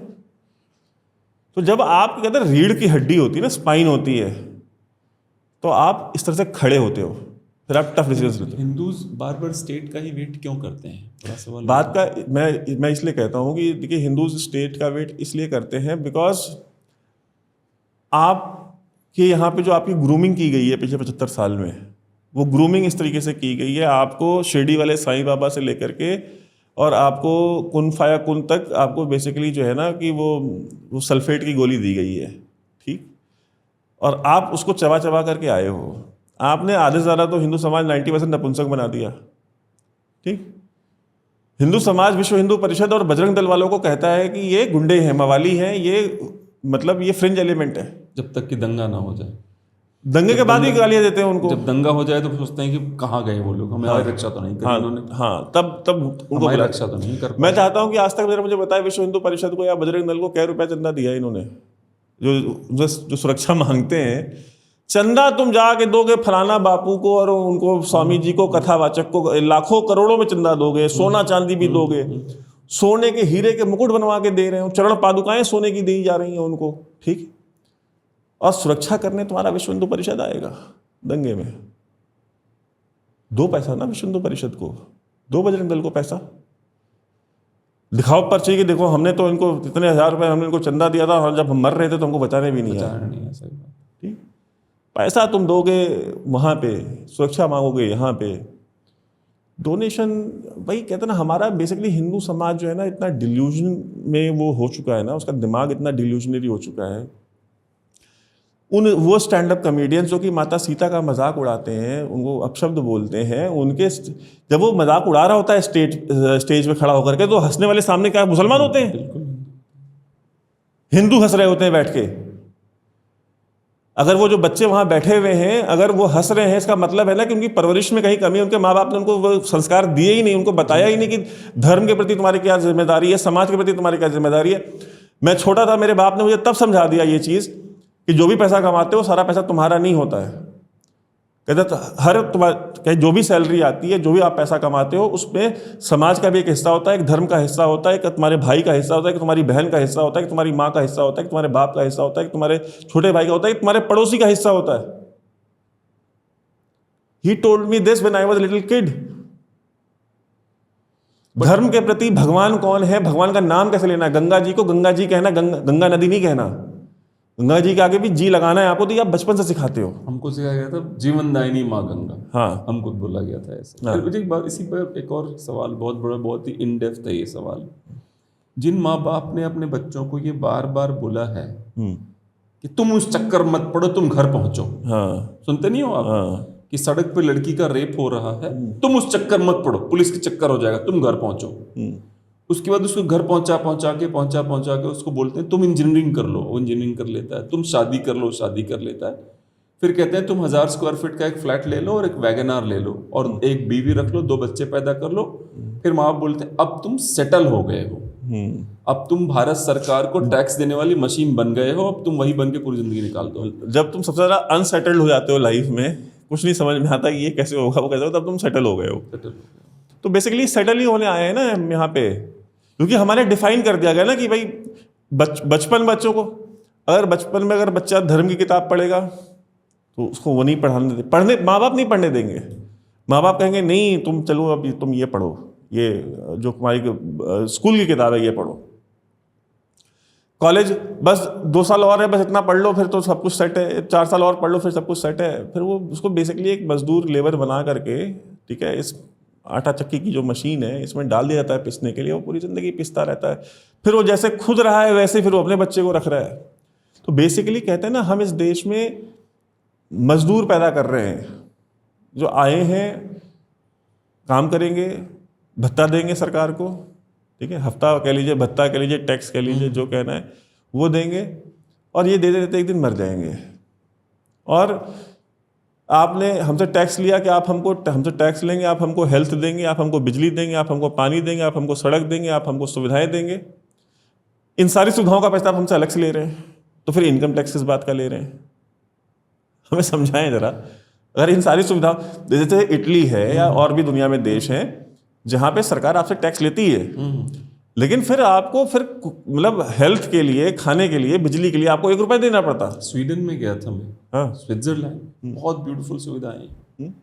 मतलब थोड़े इधर भी, थोड़ी वहाँ भी राइट विंग सरकार आ गई है। एक स्वीडन में बता रहे थे वहाँ के लोग कि राइट विंग सरकार आके थोड़ा कॉस्ट बढ़ा दिया है, पर again फिर भी बहुत ही इजीली अफोर्डेबल है सब कुछ। तो भाई मैं कह रहा हूँ ना कि भाई आपको सिर्फ खाना खुद खरीदना है, खाना है, आप बीमार हो जाएंगे आपका इलाज सरकार कराएगी, रेगुलर चेकअप करवाएगी, आपका हेल्थ इंश्योरेंस सरकार करती है, आपका सब कुछ सरकार करती है। तो लेते तो कुछ देते हैं आपको उसके बदले में। आप क्या तो हॉस्पिटल घुसने लायक नहीं है, और जो ढंग के हैं वहाँ पैर रखने को जगह नहीं है। ये हालत है, क्योंकि जो ढंग के हैं वहाँ पे भी तो फिर वो वही आपके नेताजी मंत्री जी का लेटर लगता है, वो आम इंसान के पास है नहीं। या फिर आप वहाँ अंदर जान पहचान बनाइए, फिर आप जाइए वहाँ पे। तो कहता हूँ ना कि अब जिसको वोट दिया है, जब उससे नहीं ले पा रहे लेटर, तो जान पहचान वाले से क्या ही ले पाएंगे। एक अंतिम सवाल, जिन लोगों का मैंने बताया जैसे बचपन से सुनते आते हैं सेटल हो जाओ, सेटल हो जाओ, सेटल हो जाओ, सबके माँ बाप यही कहते हैं, हिंदुओं में स्पेशली सेटल हो जाओ। अब वो फिर उसी सेटल्ड लोगों को मुख्य धारा कहा गया है कि मुख्य धारा का हिस्सा बन जाओ, ठीक है। तो ये जो लोग मुख्य धारा का हिस्सा बन गए हैं, इन लोगों से ज़्यादा गर्व तो मुझे उन ट्राइबल्स पे होता है जो आज भी लड़के अपनी जान दे रहे हैं अपने पानी के लिए, अपने जंगलों के लिए। जो इस पे अडानी जी का बुलडोजर चल रहा है उनके जंगलों पे, उस पे जाने आज भी उसके लिए लड़ रहे हैं। तो लोगों को मुख्य धारा के आइडिया से अलग कैसे किया जाए, ये बताइए आप मुझे। देखिए, मुख्य धारा के आइडिया से अलग तभी हो सकते हैं जब एक सेंस ऑफ बिलोंगिंग, एक सेंस ऑफ रिस्पॉन्सिबिलिटी लोगों के अंदर पैदा की जाए। जब लोगों को बताया जाए कि ये देश आपका है, नौकरी चाकरी, आपके बिजनेसेस, आपके बीवी के सॉलिटेयर डायमंड्स और आपके नेकलेसेस, ये सब किसी काम के नहीं रहेंगे। बहुत बनाए थे लोगों ने लाहौर में, पेशावर में और यहाँ वहाँ बड़े खाली में, हाँ, बड़े बड़े कोठियाँ बनाई थी, बंगले बनाए थे। रह कौन रहा है उसमें? कौन रह रहा है उन महलों में? वो 1910 में लेट 1800s में वो हज़ारों लाखों रुपए की कोठियाँ बनी थी। बिल्कुल, ठीक है, फलाना सेठी की कोठी थी, फलाना कोहली की कोठी थी। एक सलमान रशीद हैं, ट्रैवलिंग हिस्टोरियन है पाकिस्तान के, तो मेरे शो पे आए थे, कह रहे थे कि एक कोठी किसी सरदार ने बनवाई थी, वो इतनी बड़ी थी कि आज उसी कोठी में कम से कम 5000 लोगों का मोहल्ला रहता है। उन्होंने उसी में दीवारें डाल के सब घर बना लिया उन्होंने उस कोठी के अंदर उसके, और जो बाउंड्री थी उसकी पूरी, वो गुजरावाला में है। हाँ, उसके अंदर घर बना लिए, तो वो 5000 लोगों पूरा मोहल्ला है वहाँ पे। सरदार सोहन सिंह नाम था शायद उनका। अच्छा, अच्छा। वो गुजरावाला में कोठी। जी जी जी। तो सही की बात कर रहे हैं वो, what he said was right. और ये मैं आपको बता रहा हूँ ना कि आप जब तक आप लोगों को जब तक ये दिखाओगे नहीं ना कि आपसे पहले भी बनाए थे लोगों ने सॉलिटेयर डायमंड्स, नेकलेसेस, कोठियाँ, बंगले, नहीं रह पाए। बच्चे आकर के यहाँ रेफ्यूजी कॉलोनियों में रहे दिल्ली में। जी जी। सर्दियों में बहुत ठिठुरे हैं बेचारे। ठीक, उन्हीं सर्दियों को देख के नाथूराम ने बंदूक उठा ली थी। हाँ, वो आपको तो पता ही होगा, नाथूराम जो सर्दियों में घूमा था दिल्ली की सड़कों पे, वो दिल्ली की सड़कों पे घूमना है, उसको बोला कि नहीं अब तो उठानी पड़ेगी बंदूक। हाँ। तो बात वही है कि आप देखो ना कि आपको लग रहा है कि आपके साथ ऐसा नहीं होगा। ये कुछ समय पहले पाकिस्तान वालों को भी लगता था, हिंदुओं को, उनके साथ ऐसा नहीं होगा। उससे पहले अफगानिस्तान में जो हिंदू थे, बुद्धिस्ट थे, उनको भी लगता था ऐसा उनके साथ नहीं होगा। Over the period of time सिकुड़ते सिकुड़ते सिकुड़ते सिकुड़ते यहाँ तक आ गए हो। एक तरफ आधा बंगाल, एक तरफ आधा पंजाब, एक तरफ भोपाल के आसपास हाँ, छोटा सा बनेगा। ठीक है, तो बस वही भोपाल तो नवाब का है ना, सैफ अली खान। ठीक है, भोपाल भी आपका है नहीं। तो बात यही है, जब तक आप ये सेंस नहीं क्रिएट करोगे ना लोगों के अंदर, जब तक उनके अंदर ये फियर नहीं होगा कि यार एक दिन हमारी ये ज़मीनें हमारे पास नहीं रहेंगी, एक दिन मेरा ये घर मेरे पास नहीं रहेगा, या जिनके पास अपनी सैकड़ों हज़ारों एकड़ ज़मीनें नहीं रही, तुम्हारा ये 2 टके का 5 BHK फ्लैट साउथ दिल्ली में, ये रहेगा? तुमको गलतफहमी है तुम अपने बारे में, ये रहेगा तुम्हारे पास? तो ये मतलब अजीब से लोग हैं। मतलब मुझे नहीं पता कि ये लोग ये क्यों नहीं पढ़ते, क्यों नहीं देखते। भैया देखिए, इस देश में सिर्फ 3 चीज़ें इंपॉर्टेंट हैं, मैं आपको बताऊं, सिर्फ 3 चीज़ें मैटर करती हैं: क्रिकेट, बॉलीवुड और पेप्सी या कोक, जो भी आप कह लो। ठीक है, ये पूरा देश है ना, ये इन 3 के बिना नहीं चल सकता। ये 3 इस देश की बेसिक नेसेसिटीज़ हैं। ये 3 दे दो इस देश के लोगों को, उसके बाद इस देश को आग लगा दो, किसी को कोई फर्क नहीं पड़ता। Nobody gives a damn about anything. लाल किले पे चढ़ गए, झंडा उतार के खालिस्तान का झंडा लगा दिया, सरकार को ही नहीं फर्क पड़ता। क्या करना है यार, कल किसी बॉलीवुड वाले को बुला करके साथ में फोटो खिंचा लेंगे, रील बना लेंगे, एक लंच होस्ट कर लेंगे, कहीं जाएंगे अमेरिका कहीं, वहाँ पे एक अच्छा इवेंट कर देंगे, जनता भूल जाएगी, नाचेगी अपना। कहते ठीक है, मतलब वो कहावत थी ना कि मतलब give them bread and circus and they will not revolt, Rome में। ठीक है। तो हमारे वालों को ब्रेड और सर्कस करके ये दिया हुआ है तीनों, बॉलीवुड है और क्रिकेट है और ये है, बस लगे हुए हैं सुबह से शाम तक बैठे, क्या कर रहे हैं, क्रिकेट देख रहे हैं।